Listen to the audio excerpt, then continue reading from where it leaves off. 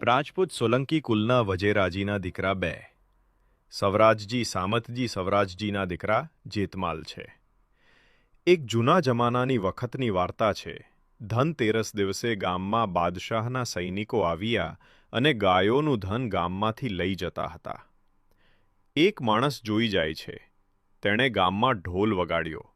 સાંભળો સાંભળો, બાદશાહના સૈનિકો ગાયોનું ધન લઈ જા છે. એક સવરાજજીના દીકરા જેતમાલ ઘરની બહાર ઢોલિયા પર સૂતા હતા. તે સાંભળી ઊભા થઈ ગયા છે. એક કેડમાં શિહોરી તલવાર, બીજા હાથમાં ભાલો છે અને સફેદ રોજી ઘોડી લઈને જેતમાલ બાદશાહના સૈનિકો પાછળ નીકળી પડ્યા અને બાદશાહના સૈનિકો સાથે લડાઈ થઈ જાય છે. લડતા લડતા ઘણાય સૈનિકો મારી નાખ્યા. એક સૈનિકે પાછળથી જેતમાલજીનું મસ્તક કાપી નાખ્યું છે. જેતમાલજીનું ધડ લડવા લાગ્યો. સૈનિકો કહે, આ તો પીર છે.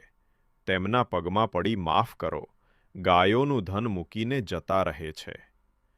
તેમના માતા અને પિતાને ખબર પડી, તેઓ રુદન કરે છે. માતા અને પિતા અને ગામના લોકો સાથે લઈ જાય છે. એક ખેતરમાં સમાધિ બનાવી તેમાંથી ફૂલો ઉભરાય છે. પેલો પરચો પૂર્યો તારથી જેતમાલ પીર તરીકે ઓળખાય છે. અમદાવાદ પાસે સનાથળ ગામની વાર્તા છે.